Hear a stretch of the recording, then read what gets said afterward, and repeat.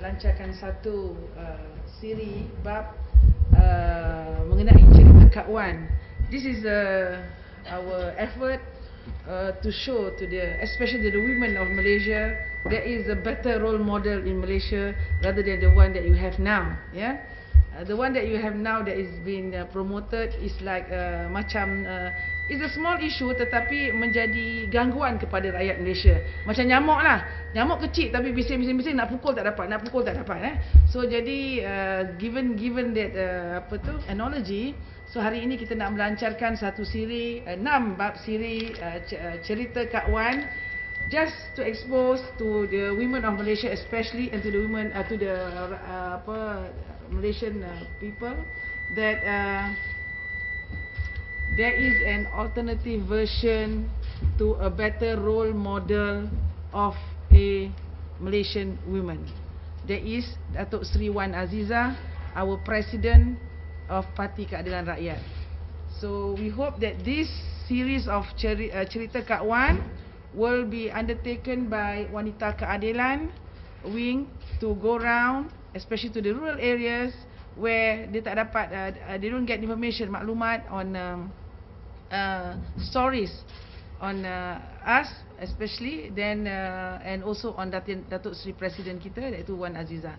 So with this we hope that rakyat Malaysia, especially wanita, akan dapat membaca dan mengetahui lebih dekat lagi bahawa Datuk Seri Presiden kita adalah seorang wanita yang normal, yang seperti wanita biasa, mengalami hidup dari kecil sampai besar sampai ke tahap sekarang, bahawa beliau adalah wanita biasa yang juga harus berdepan dengan ujian-ujian hidup dan kesusahan hidup dan keperitan hidup, dan tidaklah seperti wanita yang boleh membelanjakan wang 24 juta untuk membeli cincin, membeli handbag, membeli kasut dan sebagainya lah.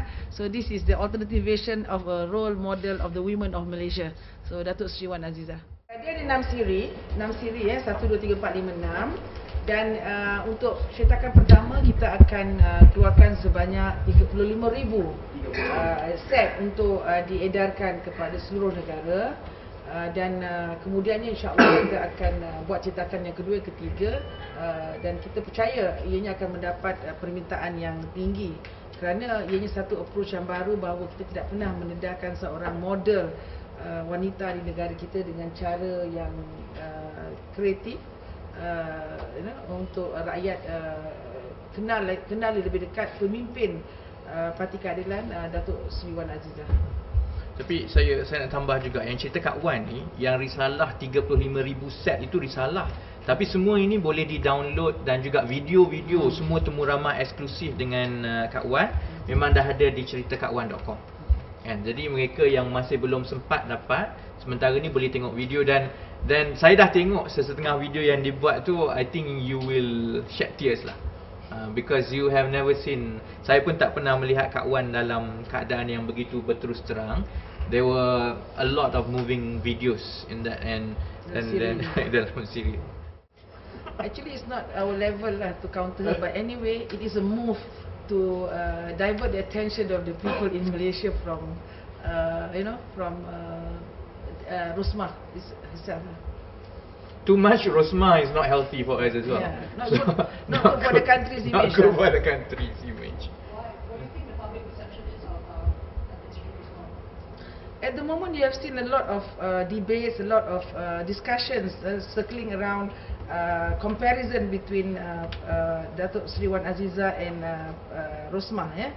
So this is a vast contrast, and this want to show the other version of, like I mentioned just now, the women role model of Malaysia.